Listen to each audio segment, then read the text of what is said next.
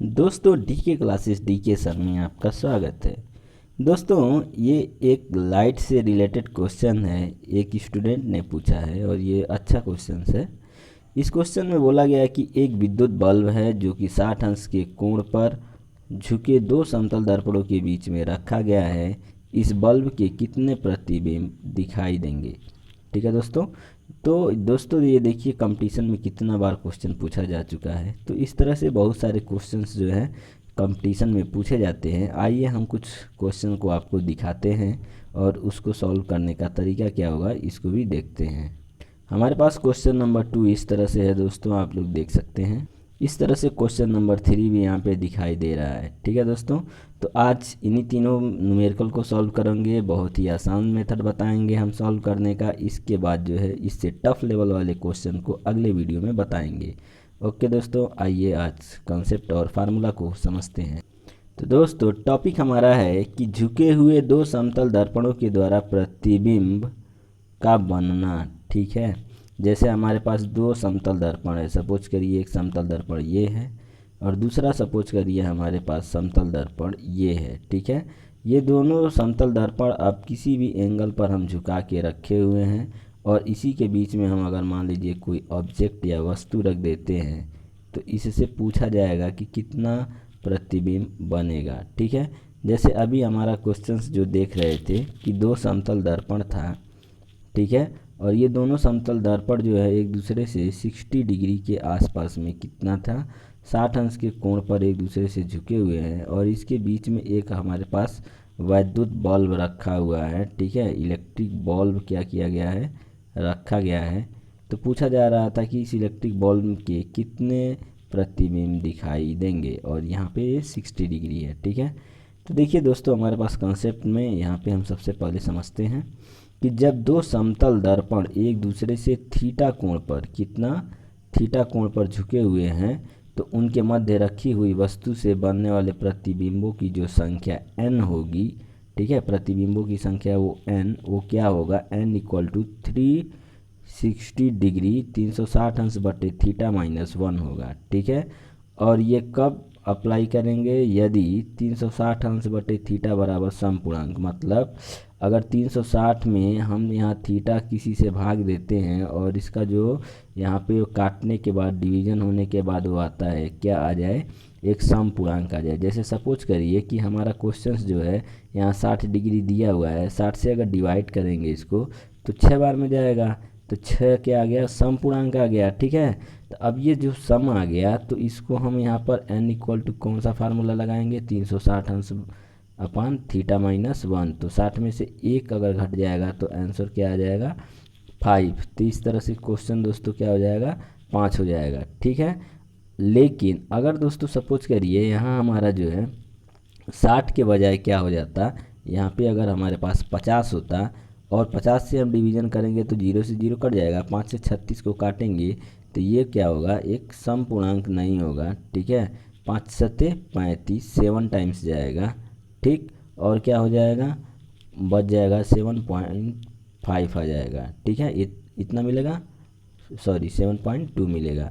तो इस तरह से दोस्तों क्या होगा, हम देख सकते हैं कि ये एक समपूर्णांक के रूप में तो मिल रहा है लेकिन पॉइंट में मिल रहा है। तो जब पॉइंट के रूप में आगे आ जाए तो दोस्तों एक चीज़ ध्यान देना है, जैसे 7.2 मिला तो अब इसमें हम फिगर कितना गिने, तो ये तो हमारा एक पूर्णांक के रूप में गिनना है ना, या तो 7 होगा या तो ऐसा तो होगा नहीं, 7.2 इमेज बन रहा है। तो क्या करेंगे, 7 के आगे वाले नंबर को कंसीडर कर लेंगे, मतलब टोटल बनने वाले संख्या कितना हो जाएगा, 8 हो जाएगा। ठीक है, और 8 जब बन जाएगा तो इसमें से -1 कर देंगे तो कितना आ जाएगा हमारे पास, 7 इमेज आ जाएगा। ठीक, अब हम क्या करना चाह रहे हैं दोस्तों, मान लीजिए कि कोई यहाँ पे थीटा की वैल्यू ऐसा रख दिए कि यहाँ पर क्या आ गया, समपूर्णांक न होकर के क्या आ गया, कोई विषम आ गया। जैसे सपोज करिए 7 आ गया, 5 आ गया। ठीक है, तो ऐसे केस में कौन सा फार्मूला इस्तेमाल करेंगे। ठीक है, तो उसके लिए देखिए दोस्तों दो कंडीशन है हमारे पास। ठीक है, पहला नंबर कंडीशन है यदि 360 अंश बटे थीटा का एक विषम पूर्णांक है तब दो संभावनाएं हो सकती हैं। ठीक है, पहला नंबर तो वो जो वस्तु रखा गया है ऐसे जगह रखा गया है कि इसका समतल से ऊपर या समतल दर्पण से दोनों साइड से जो एंगल है वो क्या हो जाए, सेम हो जाए। ठीक है, और एक चीज़ ये हो सकता है कि दोनों साइड का एंगल सेम ना हो, अलग अलग हो। ठीक है, तो जब वस्तु सममित रूप में रखी गई हो, मतलब दोनों से समान कोण पे बना के रखा गया हो, एक तो ये हो सकता है, दूसरा जो है दोनों से असममित हो, मतलब समान कोण पर न रखा गया हो। तो आइए इसके लिए फार्मूला देखते हैं। तो दोस्तों, अगर वस्तु जो है सममित रूप में रखा गया है, ठीक है, मतलब दोनों साइड कोण जो है क्या है, सममित में है, ठीक बीच में है, उधर भी एंगल इधर भी एंगल, तो ऐसे केस में जो फार्मूला लगाएंगे, n की वैल्यू जो प्रतिबिंबों की संख्या ज्ञात करने के लिए 360 अंश बटे थीटा माइनस 1 रखेंगे। अगर वस्तु जो है दोस्तों असममित है, इनका एंगल जो है क्या है, इक्वल नहीं है, तो उस समय 360 अंश बटे थीटा ही लिख करके क्या करेंगे, छोड़ देंगे। ओके, तो उम्मीद करते हैं दोस्तों यहाँ तक कॉन्सेप्ट क्लियर हो गया होगा। आइए जल्दी से अब न्यूमेरिकल को सॉल्व करते हैं। तो दोस्तों, हमारा जो पहला क्वेश्चन है वो क्या है कि विद्युत बल्ब है, ठीक है, दो, एक मान लीजिए इधर है, एक इधर है, मिरर इमेज झुका हुआ है, ये कितना है 60 डिग्री पर थीटा की वैल्यू मिल गई। हमें प्रतिबिंबों की संख्या n बताना है, तो n बराबर क्या फार्मूला पढ़े हम लोग, 360 अंश बटे क्या हो गया हमारे पास, थीटा माइनस क्या लिख दिए 1। अब देखिए 360 अंश बटे थीटा है ना, तो थीटा की वैल्यू हम क्या है यहाँ पे पुट कर देंगे 60। तो जैसे ही 60 पुट करेंगे दोस्तों, तो इसको काटेंगे तो कितना बार में गया, 6 36 6 बार में गया। तो n की वैल्यू कितनी हो गई दोस्तों, यहाँ पर हो गई 6 माइनस कितना हो गया 1 और इक्वल टू कितना मिल गया हमको 5। ठीक है, तो यहाँ पर कितने बल्बों मतलब प्रतिबिंबों की संख्या दिखाई देगी, तो दोस्तों यहाँ पर टोटल 5। इस तरह से क्वेश्चन का आंसर क्या हो जाएगा, आपका ऑप्शन नंबर सी हो जाएगा।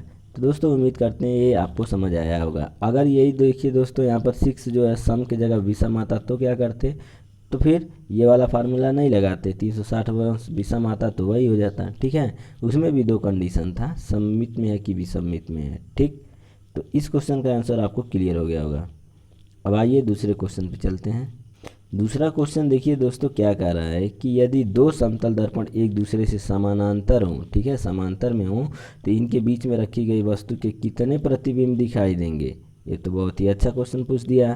ठीक है, अब सपोज करिए दोस्तों दोनों एक दूसरे के समानांतर हो गए, तो जब वस्तु ये दोनों जो है एक दूसरे के समानांतर हो गए, वस्तु यहाँ बीच में रखी गई है, तो यहाँ थीटा की वैल्यू 0 हो गई।